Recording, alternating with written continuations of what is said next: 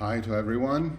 Hope this slideshow finds you well. Here the situation is slightly hectic, as you know.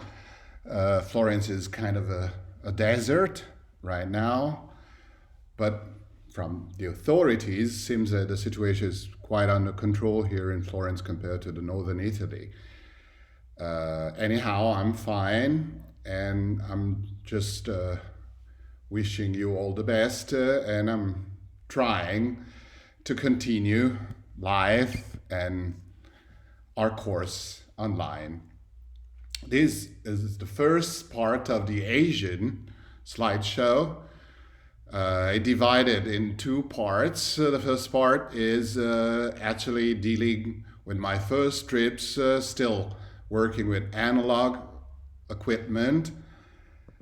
And my very first trip to Asia happened in 1984 when I headed towards Indonesia.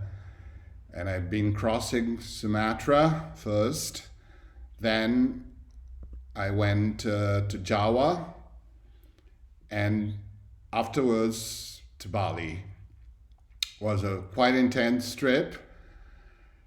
Actually, it was difficult to move, and transportation were quite, let's say, different than modern contemporary ones. And traveling, and especially in Sumatra, which is a huge island, was kind of intense and sometimes difficult. But I really loved the experience, the people, the landscapes, and was really a very fascinating first trip to Asia.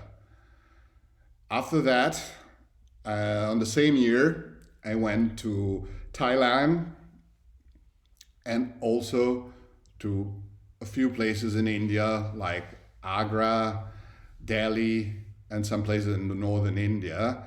And at the same time, I went in a couple of places in the south, like Trivanurudapura, which is the southern capital of Kerala. And there was a softer, smoother experience compared to the first glimpses of the north. And then the year after, I went to Sri Lanka, still on the Indian subcontinent, and there was a bloody civil war going on between the majority, which was Buddhist, and the minority of southern Indian descent, which were Hindu, and they were the Tamils. After starting to experience my first war, I decided I was not a war photographer, and I preferred to move in safer areas where I just started to explore the tradition, the spirituality, the landscapes, the life of the people, and the connection with a culture that was quite interesting for me. And so I just started to focus on kids, also the food, and all the different elements which are somehow composing a culture.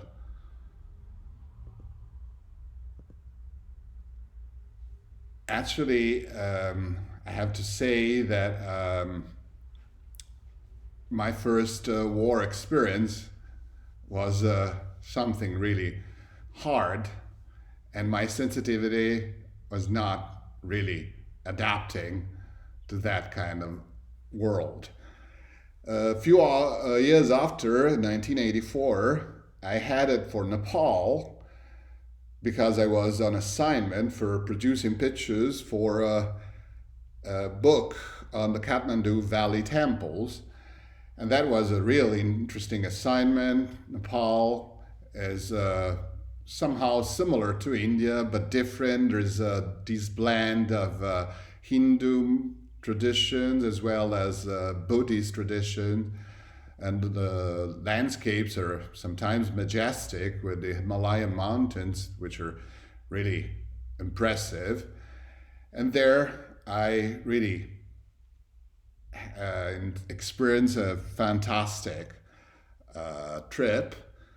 And then I decided that I wanted to explore more deeply after Nepal, the north of India, specifically the Ganga Valley, starting from Varanasi, moving up to Agra, and also to the northern semi-desertic region, which is called Rajasthan. That was another very incredible experience because I really focus more on the different perspective and pace and time and the way that the people are behaving, and also how the Indian subcontinent is really a world apart, where spiritual antique teachings are blending with modern technology, modern behaviors. At the same time, they're living together with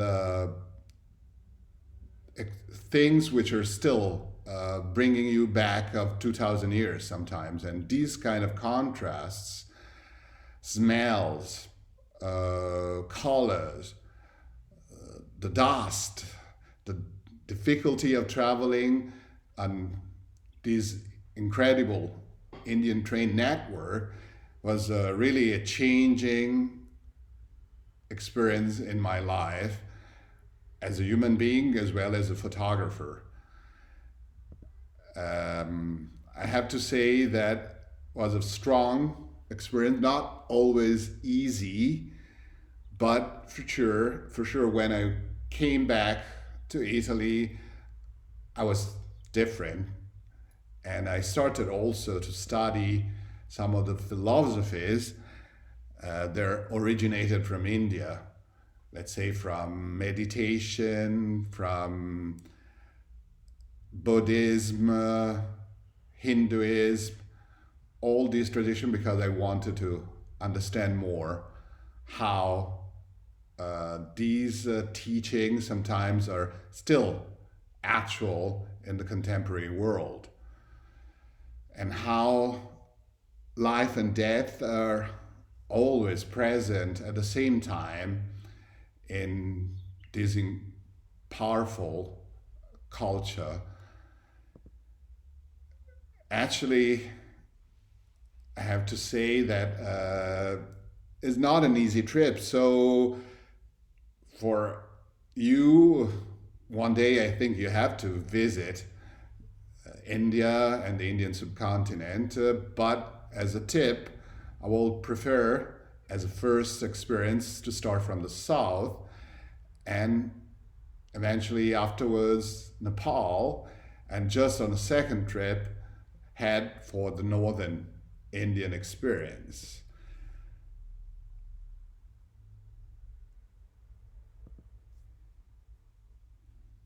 The architecture is wonderful. The colors are vibrant. I remember I visited once a Jain temple. The Jains are a minority in India which are believing that every creature in the world is needing to be saved and protected. So they're covering the mouth with a mask for not harming any living creature, nor even the virus, I'll say, in these kind of hard times. And I remember I entered this famous Jain temple on top of a hill where you have to enter in the temple with bare feet. And inside the temple, there were hundreds of big rats swarming around your feet, and was really a powerful experience and quite different for sure. Actually, they were not aggressive, but for sure was a weird combination. I could tell a lot of stories about these Indian experience, but I'll say that it's maybe too long, there are too many stories, and not being together, I think it would be kind of boring for you. And so I think I prefer just to let the pictures speak, and just I hope that they can somehow give you ideas, suggest you possibilities. And of course, they're old pictures. Now my photographic style has been evolving, has been changing. As now, at that time, I was traveling with a lot of stuff, very heavy gears, and I was younger, so probably stronger, more resistant.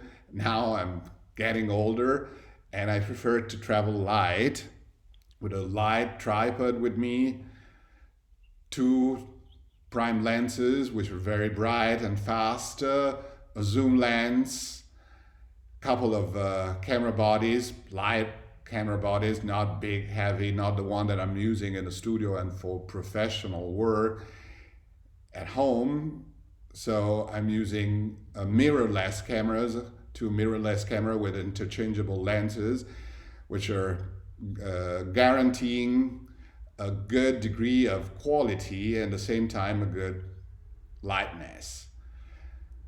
I will be back with you with successive Asian trips, and let's say that we'll start the advent of the digital era. So we are entering in the contemporary times. Stay safe, and a big hug to everybody.